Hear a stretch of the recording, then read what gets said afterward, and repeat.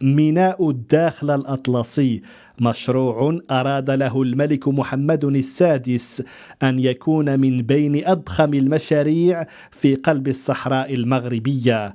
ميناء سيحول الأقاليم الجنوبية إلى قطب اقتصادي بحري متكامل، سيقوي مكانة المغرب كبوابة بحرية مهمة في القارة الإفريقية.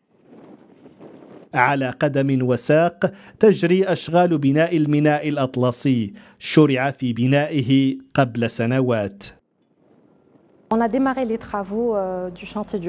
بدأنا أشغال ورش بناء ميناء الداخل الأطلسي في نهاية عام 2021، وستستمر الأشغال لمدة 7 سنوات. هذا الميناء مخصص لحركة مرور الطاقة المتجددة ولنشاط صناعة الصيد البحري ولإصلاح السفن وأيضا لحركة مرور الحاويات، كما يهدف إلى تقديم وتعزيز العرض المغربي في مجال البنية التحتية المينائية.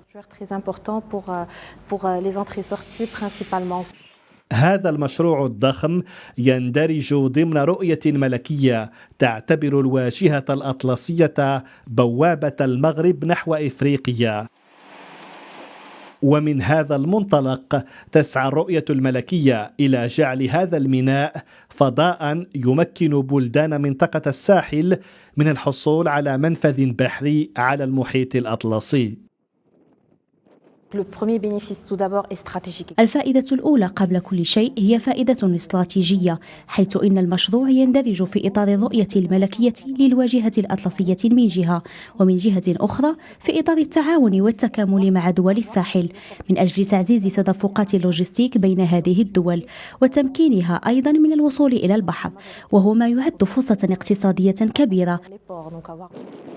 يتوقع أن يسهم ميناء الداخل الأطلسي إلى جانب موانئ المغرب في تعزيز البنية التحتية البحرية للمملكة. ميناء وقعت اتفاقية إنشائه أمام جلالة الملك محمد السادس في فبراير عام 2016، يرتقب أن يكون جاهزا في 2028.